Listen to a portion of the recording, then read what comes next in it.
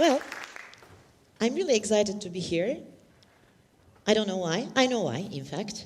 My excitement stems from being at the TEDx platform at the university that I graduated from and where my daughter is still a student. In fact, I'm used to addressing youth, as my last profession was leading an NGO, working with lots of volunteers, and I really did enjoy communicating with the young people, as I still feel and try to think young. And my motto is, like Bryan Adams says, 18 till I die. Well, you already learned a lot about myself in this half-a-minute speech. You already know that I'm a middle-aged Turkish woman who feels young. You know that I'm a mother.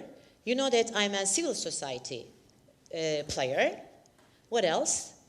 You know that I'm a graduate of this university. And probably from my name, you can notice that, at least theoretically, I'm Muslim. And of course, there are some features that you cannot immediately notice related to my identity, like my ethnic origin, I'm a Circassian, like my political position, I'm a Democrat, and like my personality, of course, it's perfect.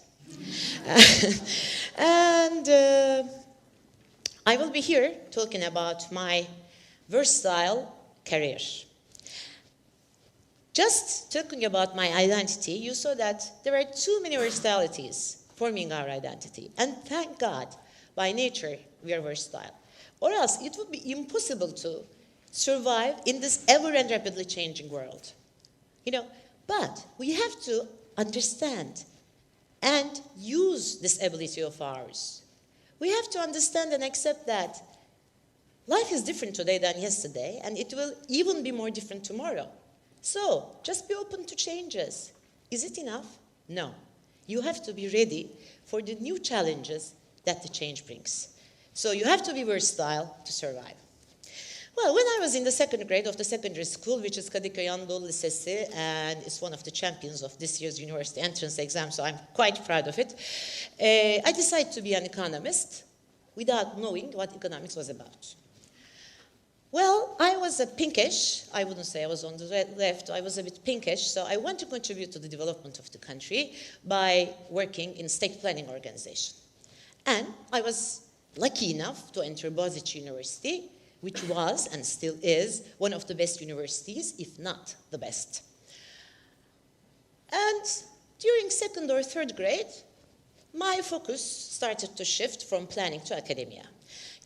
Continuous reading, writing, making researches, writing theses, always with the young people, and last but not least, flexi-working hours, where I think were the motives behind this. And as a goal-oriented person, and of course without consulting anybody, because I was enough young to decide on my own, I took the exams to become an assistant, and just 1 month after graduation, I was an assistant at the university, a teaching assistant, and at the same time, it means you are a civil servant of the public sector. I wanted to get my master's degree from Boğaziçi University and then go to US for the PhD, and if I could find a scholarship, of course, because I was coming from a middle-class family, and they could not afford that. However, just before the start of the academic year, Turkey faced its third coup d'etat. I even don't want to remember the days, seeing 5 generals in a row every night on the television. And, of course, pressure started all over, especially on the universities. Thanks to its administration, we did not feel it much at Boğaziçi University, but there were rumors that there would be a board formed which would administer all the universities in Turkey, and, of course, the members of which would be appointed by the 5 generals, which meant, at least for me, a farewell to academic liberty. So a short while before this board, which turned out to be was formed, I resigned. The world has changed. And I could do nothing to stop this change or impact this change. So the only thing I could do was to change my path. But, of course, depending on my preference. And my preference was I want to work as an economist. But unfortunately, the companies were not aware that they need me, because that time the world was not global as much as today, and the markets were not so volatile. But finally, I saw an advertisement on the newspaper. A multinational company was looking for an economist. I immediately sent a CV, if you can call it a CV. It was a letter talking about me, my family, my parents, my brother, my sister, even my brother-in-law was there, talking about my hobbies, whatever, but still they invited me. And thanks to this experience, I was very tolerant to the applicants when I was at the decision-making position in the future years. So after a few auditions, and I was in the short list, and I was given a very good offer, a good remuneration package. And that's how I started the professional life at the age of 23, which would last something like 30 years. So I started to work as an economist of the company, 8 hours working, going one day to the university, and taking care of the house. I forgot to tell, of course, in the meantime, I got married to the boy I fell in love when I was in the 3rd grade. So we kept the house together, of course. And at night, if I have time, I was writing my master thesis. 1 or 2 months after I joined the company, the FD, financial director. By the way, those days, we didn't have these 3-letter titles like CEO, CFO, CMO, COO, and nobody was complaining about that, except Yalan Dünya's Bünyamin, maybe. You know Bünyamin? I mean, he's a great figure in my view. And the financial director called me and asked me to prepare the basic economic indicators estimates for the coming 5 years to be used in the 5-year plan of the company. I said, as a good econometrics student, where can I run the simultaneous equation systems, because we didn't have laptops or desktops or whatever that time. And he said, I don't know where you can run them, but you'd better run to your office, because I need these assumptions in 2 hours. I said, in 2 hours, basic economic indicators estimations, but this cannot be an estimate. This can only be a guesstimate. And he said, whatever, go and guess them. And I did. What else could I do? And believe it or not, they turned out to be quite good, actually. I mean, so 1 year passed. And at the end of the year, during the performance appraisal, the South African vice chairman told me that the company was very happy with me, but my job was an advisory job. It wasn't online jobs. It wasn't a line job. So he said, if I want to move upwards on the hierarchy, then I have to move to a line job, like marketing or finance or sales or whatever. I loved mathematics, by the way. That's why I chose finance. And I found myself as the management accountant of the company, leading 3 people, 2 of who were older than me. And funny enough, when I was at the university, I organized myself a petition to cancel accounting as a compulsory course from economics section, arguing that economics was science and accounting was crafts. Now, a few years later, on my own will, I have become a craftswoman. And I was not complaining about that. I worked a lot, learned a lot, and earned a lot as well in this multinational company. And one of the first things that I learned was that in professional life, no one was indispensable. This does not mean that people are not important. This has 2 meanings. Don't overrate yourself.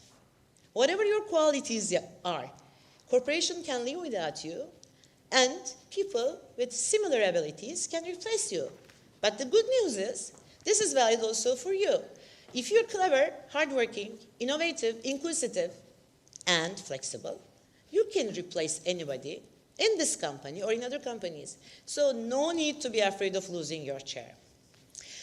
Well, 4 or 5 years, I think, passed, and there was an organizational change, which to me was wrong, and I decided to fly to somewhere else. They tried to convince me, but I kept my point and moved to banking. This was the second half of 1980s, when the foreign banks have started to come to Turkey, opening branches, subsidiaries, etc. And I joined the French-Turkish joint venture as the chief accountant, continuing with the crafts business. And funny enough, I didn't know really banking at all. I even didn't know financial accounting. But I have told this frankly during the interview. They have still employed me. I think it was not very easy to find the English-speaking accounting manager at that time. A few years passed, and a German bank, as a result of their strategy worldwide, bought some shares, so our bank really became a multinational, a French, Turkish, German bank. And we had 2 French and 1 German at the top management. They were getting courses before coming to Turkey to learn how to deal with each other, because, you know, these 2 nationalities are close friends since the times of Napoleon and Bismarck. But nobody was giving any courses to us. We were Turkish. We were flexible enough to work with both of them. Towards the end of 1992, this is like a history book now, the general manager, the German guy, called me and offered me the position of the French expatriate, assistant general manager, secretary general, who was going back to France, and to replace him at around mid-1993.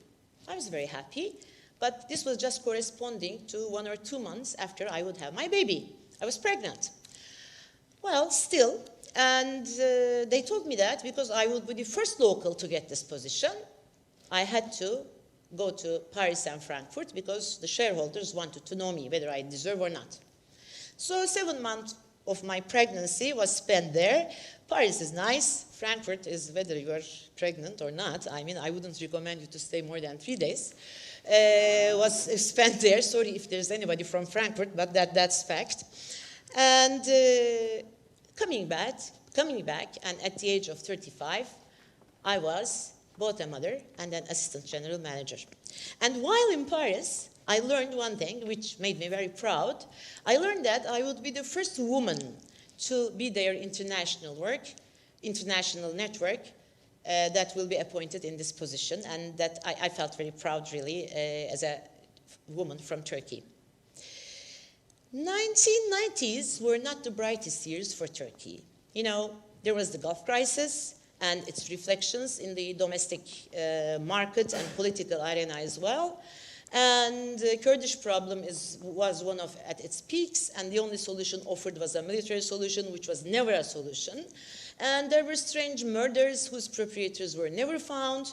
And so, given such a grey backdrop, there was a new political platform, led by a young Turkish business person and supported by the well-known intellectuals of Turkey, called New Democracy Movement. I was always involved and interested in politics, but this time it was different. Now I had a baby girl, and I wanted her to live in a better country and a better world, where there's peace. So I decided to join the movement, and I did. So with these new responsibilities, I was working something like 10 hours a day, 2 or 3 times a week after work hours. I was going to the New Democracy Movement activities or meetings, and I could see my baby only at night or at the weekend. But thank God, she was sleeping in the afternoon and going to bed very late at night. You know, babies are flexible and versatile as well. I mean, they adapt very easily. And since those days, we still see each other only at nights and at the weekends because we're always very busy. And it's not something bad, by the way. Years passed, and in 2001, maybe we are a bit closer, you may remember some of these days. In the year 2001, Turkey had the worst financial crisis it ever had. The number of banks decreased by half, from 80s to 40s. 50,000 bankers in 1 year, from all positions, lost their jobs. We, as the top management in the bank, decided, me, German, and the French guy, that layoff would be our last remedy. We would cut the expenses, we would sacrifice altogether, but we would try not to dismiss anybody. And guess what? At the end of the year, we were one of the 3 Turkish banks which did not show a red bottom line, despite the first time applied inflation accounting. And we were probably the only one which kept all its staff. And probably this was the reason why I was given the most successful woman manager in the banking sector award by Daily Dünya. A few years later, this strategic partnership of the French and German was over. The French grew bigger and bigger by acquisitions, and the German was bought by an insurance company. As a result, the French bank wanted to grow fast in Turkey, and the German wanted to go out of Turkey. 1.5 years of exhausting bargaining, and both of the foreign shareholders sold their shares to the Turkish partner and left. French bank bought another bank's shares to grow faster. German left, and the Turkish bank, buying our bank, the Turkish partner, closed down the bank in 3 months and laid off all the staff, including myself. So, 19 years you've been there, founded, awarded, promoted, flattered, whatever, and all of a sudden, you're on the street together with your team. Why? Because the world has changed. I have made a very big mistake. For the first time in my life, I have waited for others to decide for me. You have to be proactive. And this was thanks to my nonsense sense of responsibility. I thought I should be there till the last employee leaves, which is totally wrong. I'm not a captain. I was a professional banker. Okay, this is life. So every threat is at the same time an opportunity. I decided to use this opportunity to change his life. Anyway, I was tired of interest rates, exchange rates, stock exchange, derivatives, whatever, for 19 years. So I decided to take a breath. I declined the proposal of the French bank with the new partner and went to Bodrum for a long holiday. But in the meantime, I scaled down my conditions, my living conditions, immediately. I moved to a smaller flat, but with an ICU, and a strict control over expenses, because I didn't know what to do and when to do.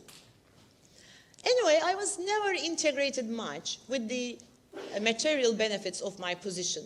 So I was not really sorry about losing them. It was even freer. I felt more free, to tell the truth. But there was one thing. One thing I understood, you seem to be managing everything. In fact, you understand that many people were helping you a lot for managing your life. That was why you were so successful, like your secretary, your driver, etc. And my special thanks, again, from here to them for easing my life and trying to, helping organizing my life. But the most important thing, if you think your occupation is the most important thing in your life, if you think that's the meaning of your life, then if you lose your job, which is possible, you can retire, you can resign, or you can be fired. Anything may happen. Then you can be really under depression. But if, while being a good professional, if you continue to follow what's going on the world and improve yourself and build networks and continue with your old relationships, then you can easily move to a new path. Well, I gave 1 year break to the professional life, but I didn't stop working. I gave trainings to bankers in banking and management, and I made up my mind. I want to work in the third sector, which is civil society. You know, a professor of Koç University, a friend of mine, has told me 2 years ago that an average American at the age of 30, a university graduate, was expected to work in 7 different sectors during all his career. So I have decided to pass on my 4th career after academia, industry, financial sector. Now it was time for the civil society. I told this to 2 headhunters who want to include me in their portfolio, and they said, impossible, you will be most disappointed because they are not institutionalized enough, too small, etc., etc. But I was decisive. Anyway, I think my time is over, but in 2 seconds I will finish. I don't see anything. Our paths crossed with the most extensive NGO in the field of education in Turkey, just by happy coincidence. An NGO working all around Turkey with 10,000 volunteers and almost 150 professional staff as well. So I joined as the general manager of this NGO and had the most exciting, most tiring, and most satisfactory and most challenging experience of my whole life for 6 years. Leading an NGO is totally different than leading a private sector entity. First of all, you're providing a service whose price is not paid by the beneficiaries of this service, but some other people who will never benefit from your service. So this is a totally different marketing. You work with volunteers. This is totally different than working with professionals. You raise funds from grassroots, from rich people, crème de la crème, from corporations, from international funds. you have to take coverage in the media without paying for it. And you have to handle all of these with a very small team of professionals as compared to the private sector, which means you and your team have to be versatile. You have to tackle lots of things. You have to solve lots of problems at the same time. And you have to develop different communication styles with your very cosmopolitan constituency. And thanks to this ability, I have been up to now the longest lasting general manager of this NGO, and I hope this will be broken in the near future. Now, I'm in the board of another NGO in the cultural sector, and I'm the corporate social responsibility advisor to a media company. So, my fifth sector already. And I will compete with this average American, definitely seven sectors till I die, as I'm 18 till I die. Well, this is all I want to say. And the moral of the story is, the world changes. Macro or micro changes obliges you to change your decisions. The most important word is flexibility. And people change. And when people change, so do their preferences. So in this ever-changing world, we have to be ready for the challenges that the change brings. If we want to survive, we have to be versatile. Thank you.